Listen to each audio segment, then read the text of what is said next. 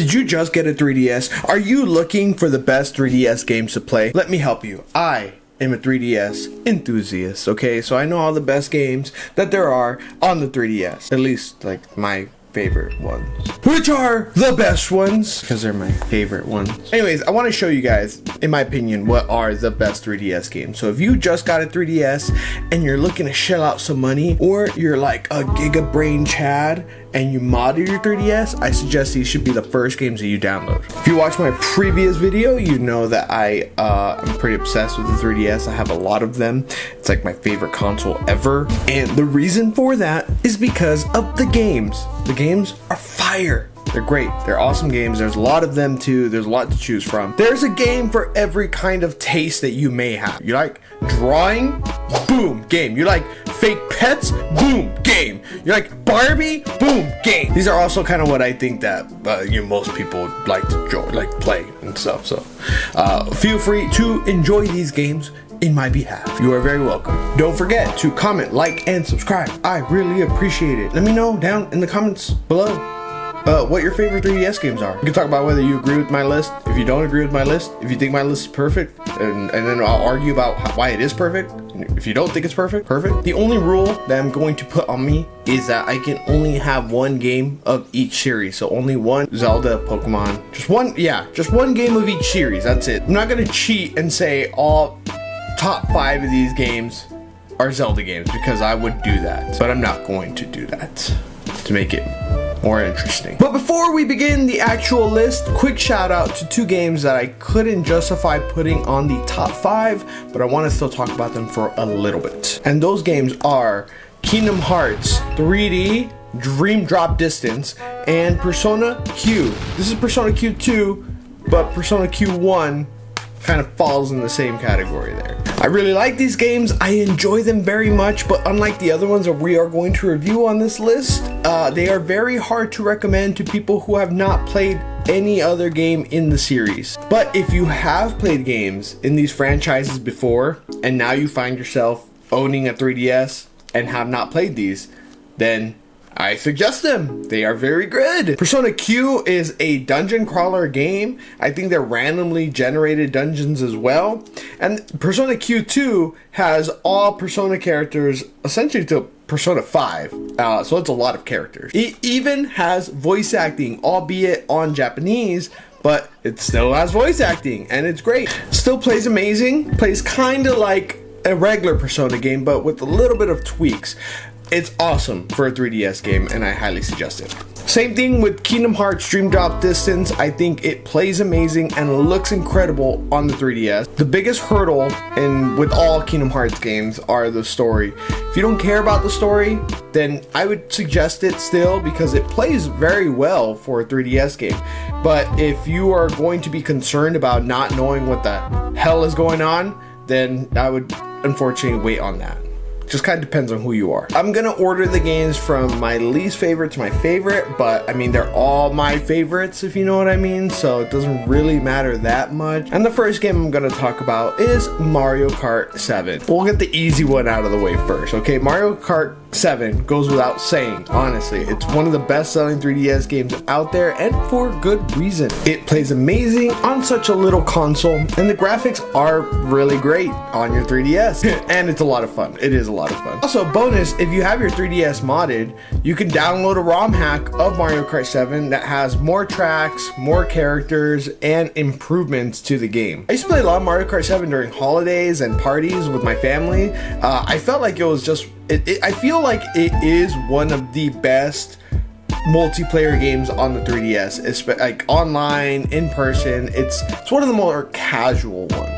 If you're more of a serious gamer and you had a lot of other homies who are also serious gamers with 3DSs, maybe Monster Hunter is probably more up your alley. But for those like that have a lot of casuals, or you just don't want to, think too much, Mario Kart 7 is perfect for that. Mario Kart 7 came out. That's really when the 3DS started to shine, in my opinion. I think that a lot of people started to take it a little bit more serious. It really showed off that it can drop some console quality games on there. So Mario Kart 7, I mean, there's not really much to say. You've probably heard about it before. If you're not playing it on your 3DS and change it real quick, even if you don't think you'll like it that much, I promise that you will actually enjoy it for a little bit, like you would. No, seriously, try Mario Kart 7 if you haven't yet. It is a great game. Second game that we're gonna talk about is Animal Crossing New Leaf. This is the first Animal Crossing game that I've ever played. And I gotta say, I totally fell in love with it.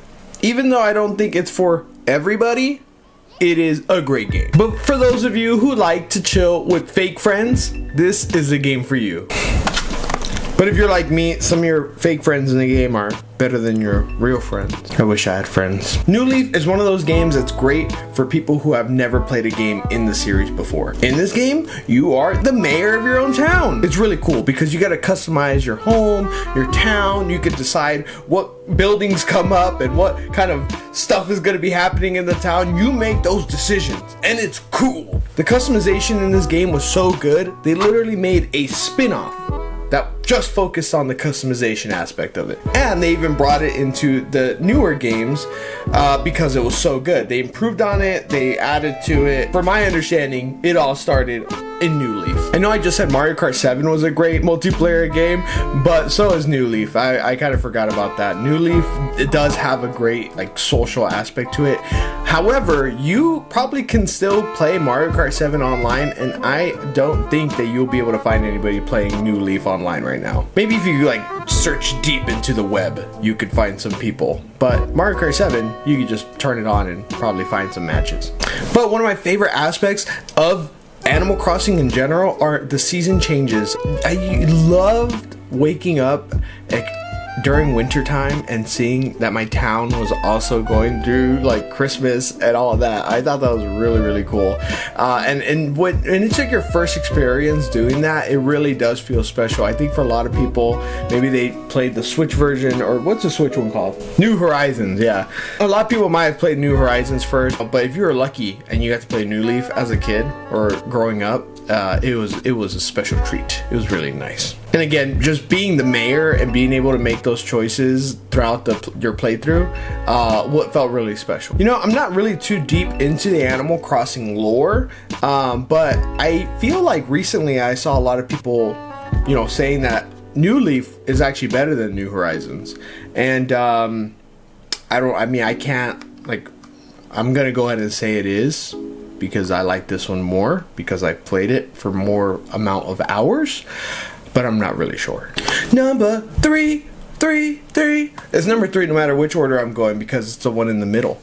And that game is Fire Emblem Awakening. Like many people, this was also my first time jumping into the series, and it is amazing. If you've never played Fire Emblem, do me a favor and start with this one. Like, seriously, just start playing it. Now, if you're a person that doesn't like modding your 3DS and you feel like you want to buy it, this game has dropped in price significantly in the past few years, maybe because of all the Switch releases. It's like $40. Okay, go get it. It's this one.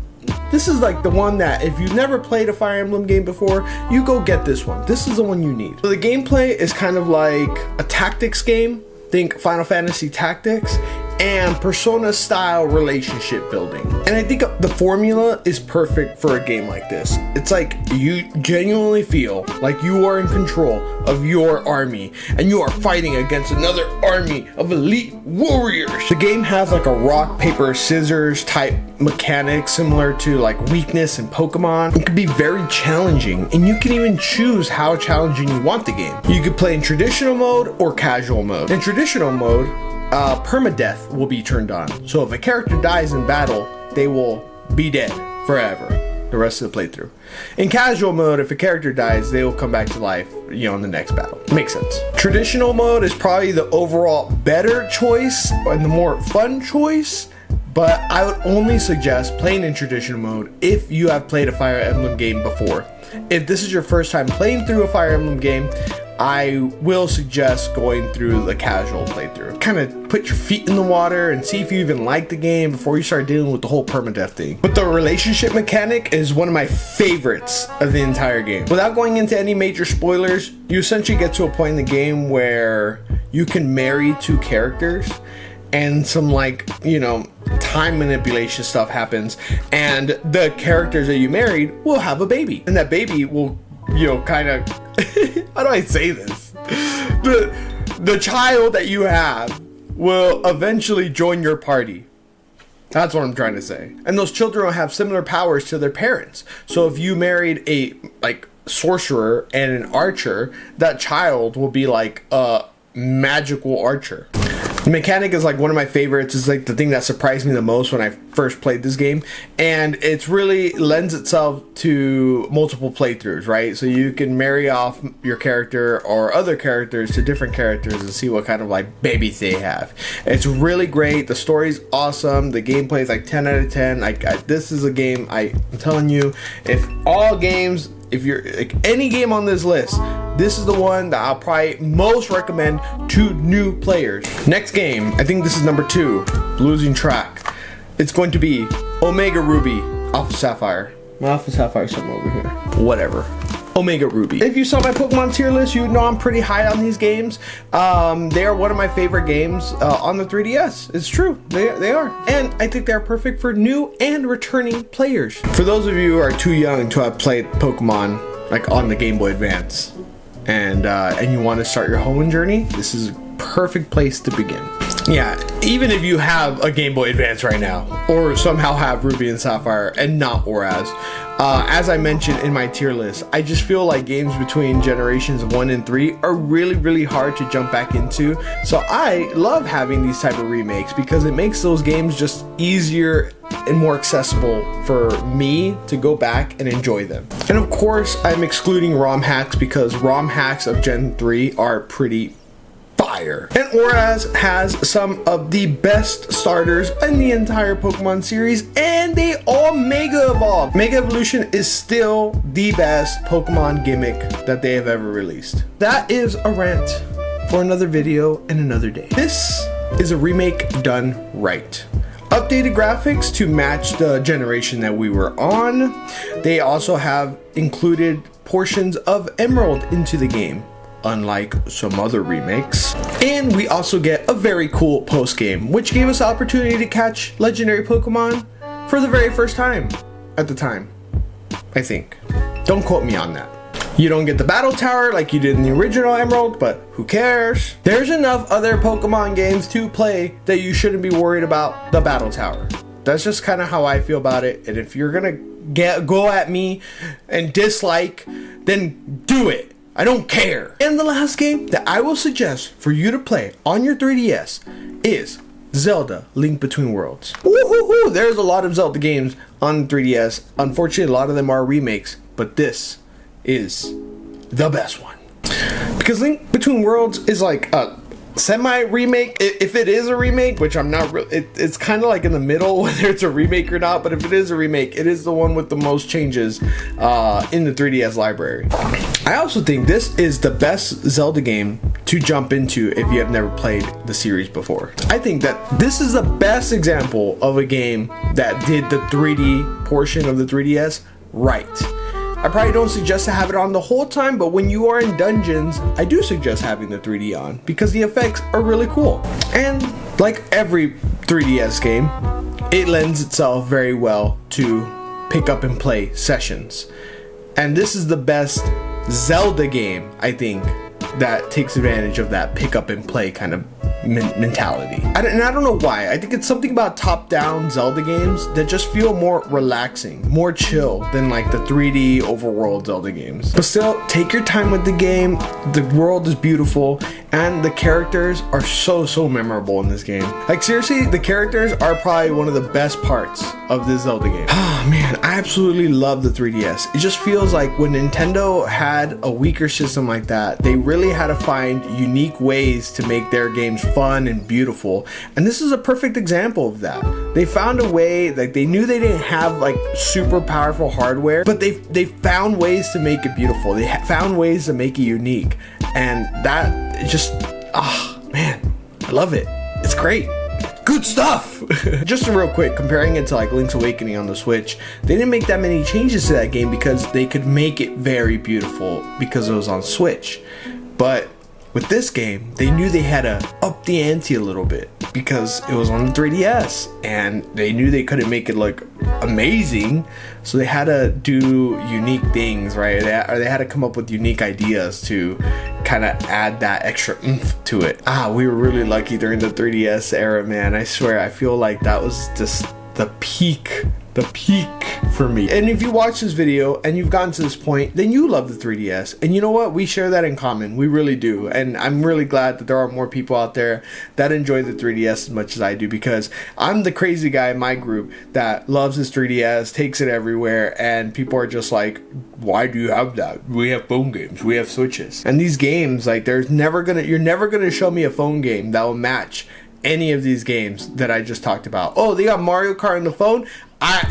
Not Mario Kart 7. They got Fire Emblem on the phone, not Fire Emblem Awakening. I really hope you enjoyed this video, and if you did, check out this video. It is why I think the 3DS is better than the Switch, which is probably totally up your alley. I really appreciate it, and I hope you have a wonderful day. Thank you so much. Peace.